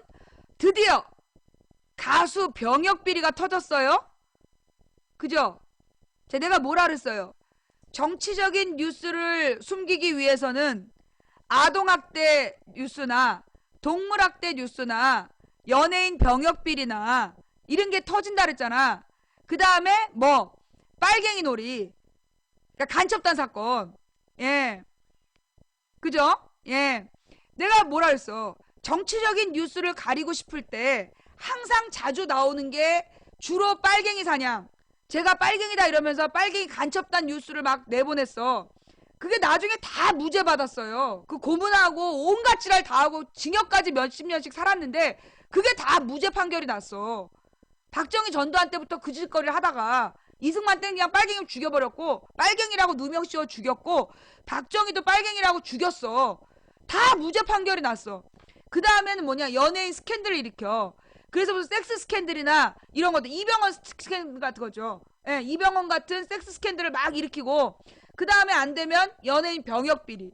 왜냐하면 이게 젊은 남자가 군대 안 가면 이게 우리 젊은 남자들은 미치는 거거든. 아 씨발 나는 군대 갔다 왔는데 저 새끼는 저렇게 안 갔어? 도는 거야. 그 다음에 아동학대 영상, 동물학대 영상, 요런 내용이. 그 다음에 여섯 번째로 그 불량식품 먹는 거 갖고 장난친 얘기, 그런 뉴스가 이게 주로 이제까지 나왔던 뭐예요? 매뉴얼이야. 충격 상세험 매뉴얼. 그러니까 뭐 섹스 스캔들이나 마약 스캔들 같은 걸 터트리거나 아니면 이제 이렇게 문제를 터트리는 거죠. 요게 이제 충격 상세형 아이템이면서 국민들의 눈과기를 딴 데로 돌리는 정치적인 주요 이슈에서 관심을 빼기 위한 거야. 자, 드디어 연예인 병역 비리 터졌어. 예. 이병헌 클라라가 이제 요즘에 그런 용도로 사용되고 있는 거죠. 연예인 병역 비리가 터졌는데, 요즘은 웬만한 유명한 가수들은, 유명한 연예인들은 군대 가잖아. 그래서 문제는 뭐야? 이번 연예인은 몰라. 잘 모르는 사람이야. 그지? 아무리 사진을 봐도 모르겠고, 노래를 들어도 모르는 사람이야. 그러니까 이제 팔다가, 연예인 병역 비리라고 팔다가 이제 잘 모르는 사람이, 모르는 연예인을 쓰는 거야.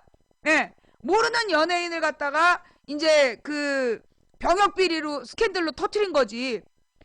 자, 무엇보다 이 사람이 귀신이 보인다 하면서 군대 안 간 게 몇 년 됐다며. 8년? 그죠? 여러분 다 처음 본 사람이죠. 귀신이 보인다고 군대 안 간 연예인이 나타났어. 8년이래, 8년. 그럼 8년 동안 군대를 안 갔는데 내가 알고 있기로는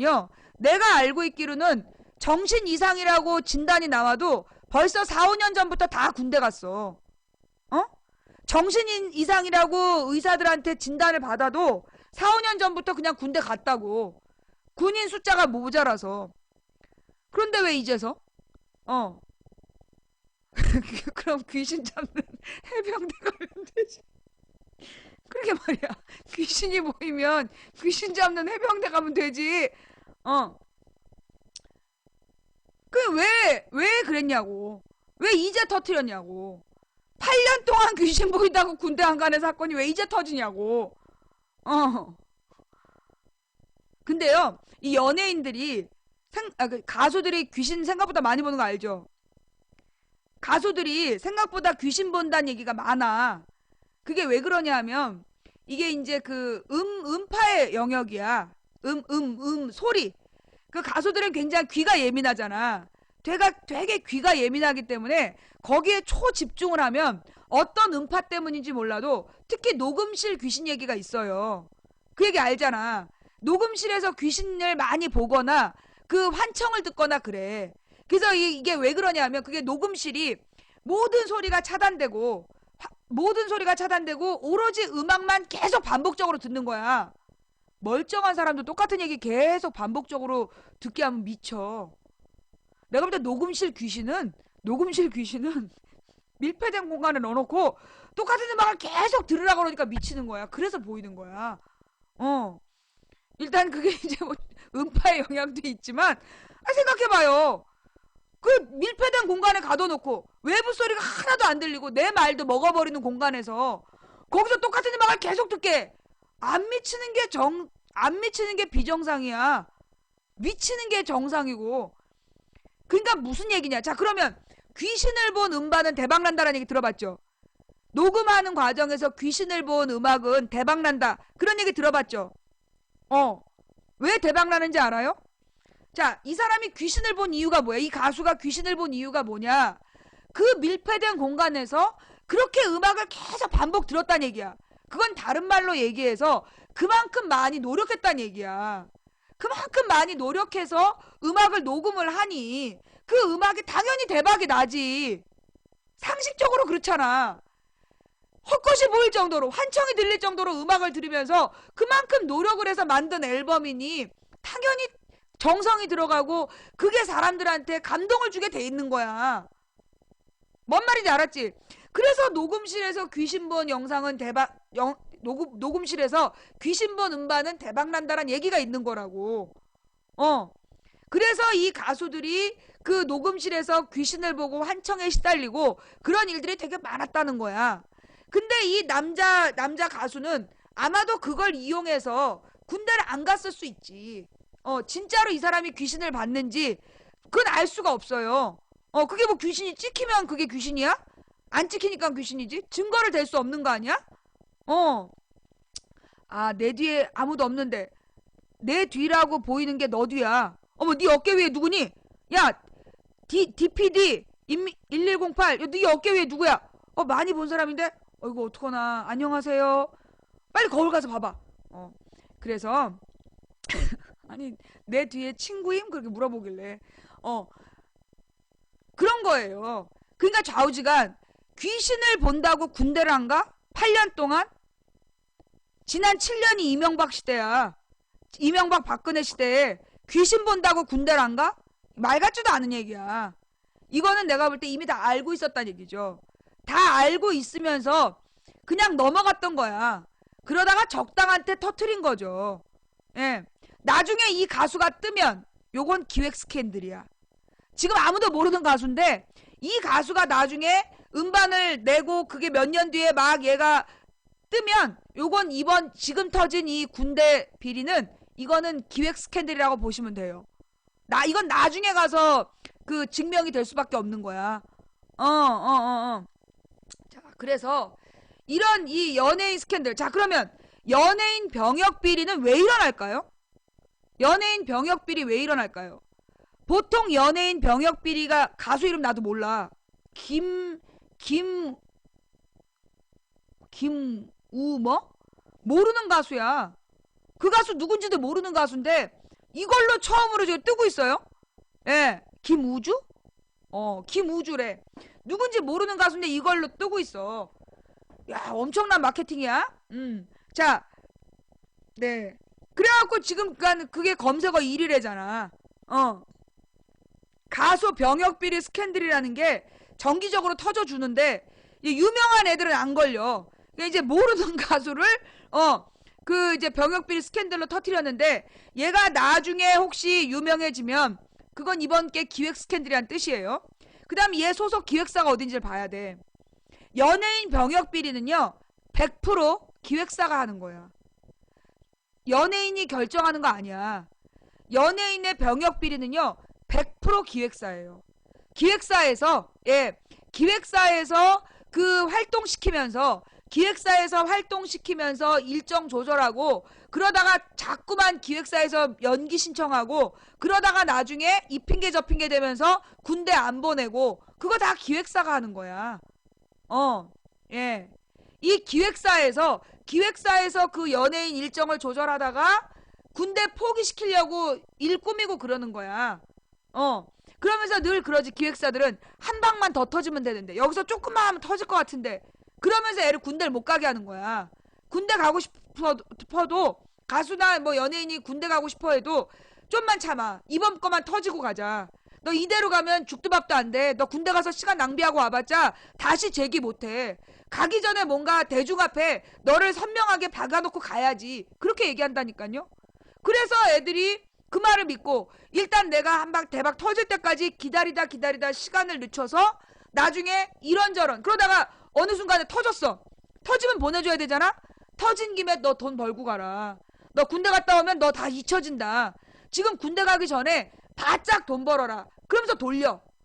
그래갖고 돌다 보면 시간을 잊고 그 잃어버린 시간을 어떻게 못하면 뭐 엉뚱한 진단서 같은 거 넣으면서 연장하고 연기하고 이러다가 사고가 터지는 거야.